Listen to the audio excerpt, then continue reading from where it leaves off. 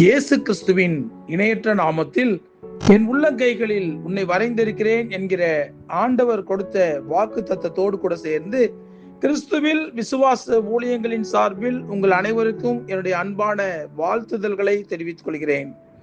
இன்றைய நாளுக்கான golden apple ஏசாயா தீர்க்கதரிசியின் புஸ்தகம் 62 அதிகாரம் 3 நீ கர்த்தருடைய கரத்தில் அலங்காரமான கிரீடமும் உன் தேவனுடைய கரத்தில் ராஜமுடியுமாய் இருப்பாய்.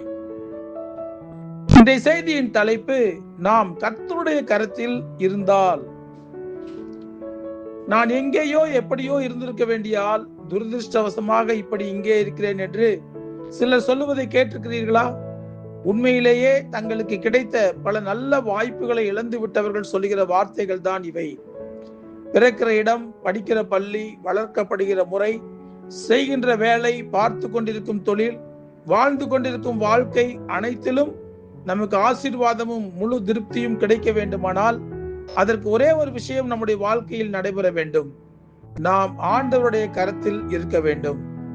ஆண்டவருடைய கரத்தை விட்டுவிட்டு உலகத்தின் கரங்களில் நாம் விழும்போது நாம் இருக்க வேண்டிய, நமக்கு கிடைக்க வேண்டிய அனைத்து ஆசீர்வாதமான சூழ்நிலைகளையும் நாம் இழந்து விடுகிறோம். நாம் யாருடைய கையில் இருக்க வேண்டியவர்கள் என்பதை யோசித்து பார்க்காததினால்தான் இப்படிப்பட்ட விளைவுகள் நமக்கு சம்பவிக்கின்றன. நாம் ஒவ்வொருவரும் சர்வ வல்லமையுள்ள தேவனின் கரத்திற்குள் அடங்கி இருக்க வேண்டியவர்கள். சர்வ வல்லமையுள்ள தேவனாகிய கர்த்தர் தான் இந்த உலகத்திற்கே ராஜா. சாதாரண ராஜா அல்ல, ராஜாதி ராஜா. அந்த ராஜாதி ராஜாவின் கரத்தில் நாம் இருக்கும்போது நாம் ஒவ்வொருவரும் ராஜகுமாரர்கள், இளவரசிகள், இளவரசர்கள். அவர் தமது சொந்த இரத்தத்தினாலே நம்மை கழுவி அவருடைய பிள்ளைகளாக நம்மை மாற்றி இருக்கிறார். அவருடைய கையில் நாம் இருக்கும்போது நாம் சாதாரணமான ஆடு மேய்க்கும் மனிதர்களாக தாவீதை போல காணப்படலாம். குழியிலே தள்ளப்பட்டு அடிமையாக விற்கப்பட்ட யோசேப்பை போல அற்பமாக எண்ணப்படலாம். பாவியிலும் பிரதான பாவி இவர்கள் என்று சொல்லி இந்த உலகத்தாரால் சகைவை போல ஏளனம் பண்ணப்படலாம். நாம் செய்கிற செயல்களினால் சவுளை போல கெட்ட பெயர் எடுத்திருக்கலாம்.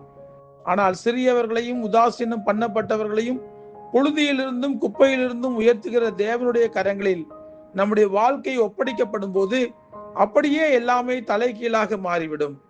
நம் ஆண்டவராகிய இயேசு கிறிஸ்து நம்மை குறித்து வைத்திருக்கிற எண்ணம் என்ன தெரியுமா? நான் ஜெயம் கொண்டு என் பிதாவினுடைய சிங்காசனத்தில் அவரோட கூட உட்கார்ந்தது போல ஜெயம் கொள்ளுகிறவன் எவனோ அவனும் என்னுடைய சிங்காசனத்தில் என்னுடன் கூட உட்காரும்படிக்கு அருள் செய்வேன் என்று ஆண்டவர் சொல்லுகிறார்.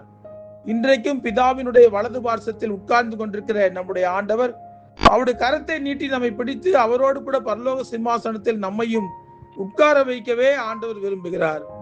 ஆகவே நாம் கர்த்தருடைய கையில் அலங்காரமான கிரீடமும் நம் தேவனுடைய கரத்தில் ராஜமுடியுமா இருக்க வேண்டியவர்கள் என்பதை ஒருபோதும் நாம் மறந்துவிடக் கூடாது. இந்த உலகத்தில் உள்ள மனிதர்களுடைய பார்வையில் நாம் அற்பமாக எண்ணப்படலாம். அதனால் நமக்கு ஒரு தாழ்வு மனப்பான்மை வரலாம். ஆனால் ஆண்டவருடைய பார்வையில் நாம் ஒவ்வொருவரும் விசேஷமானவர்கள். எல்லாவித பாவங்களிலும் இருந்து நம்மை தூக்கி எடுப்பதற்காக தன்னுடைய விலையேறப்பட்ட ரத்தத்தை அவர் நமக்காக தான் சிந்தினார்.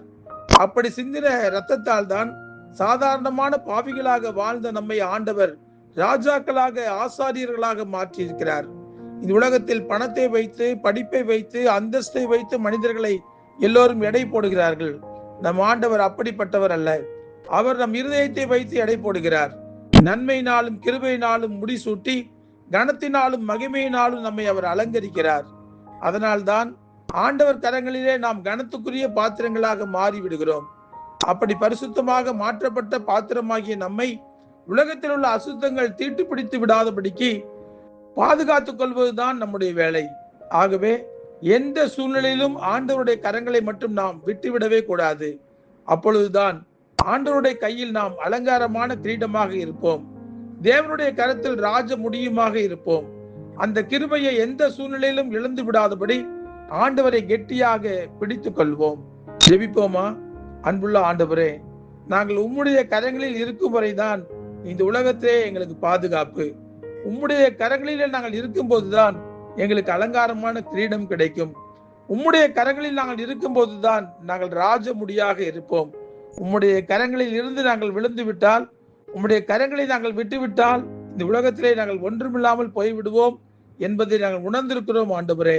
ஆமாப்பா, எப்பொழுதும் உம்முடைய கரங்களில் நாங்கள் இருக்கும்படியாக உம்முடைய கரங்களில் நாங்கள் கெட்டியாய் பிடித்துக் கொள்ள எங்களுக்கு உதவி செய்யுங்கப்பா.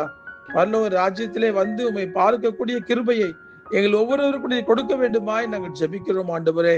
உம்முடைய கரங்களை விட்டு விடாதபடி, உலகத்தை நோக்கி நாங்கள் ஓடாதபடி, எப்பொழுதும் உம்மையே சார்ந்திருக்க, உம்முடைய வார்த்தைகளுக்கு கீழ்ப்படிந்து நடக்க, உமது நாமத்தை மகிமைப்படுத்த எங்களுக்கு கற்றுக் கொடுங்க. உமக்காகவே இந்த வாழ்க்கையிலே நாங்கள் வாழ, உம்மை பிரியப்படுத்தும்படி வாழ எங்களுக்கு கிருபை தாங்கப்பா. உம்முடைய கரங்களை விட்டு ஒரு நாளும் நாங்கள் விலகி போய்விடாதபடி எங்களை பாதுகாத்துக் கொள்ளுங்க. இயேசு கிறிஸ்து என்கிற வல்லமையுள்ள நாமத்திலே ஜெபிக்கிறோம் நல்ல பிதாவே. ஆமேன், ஆமேன்.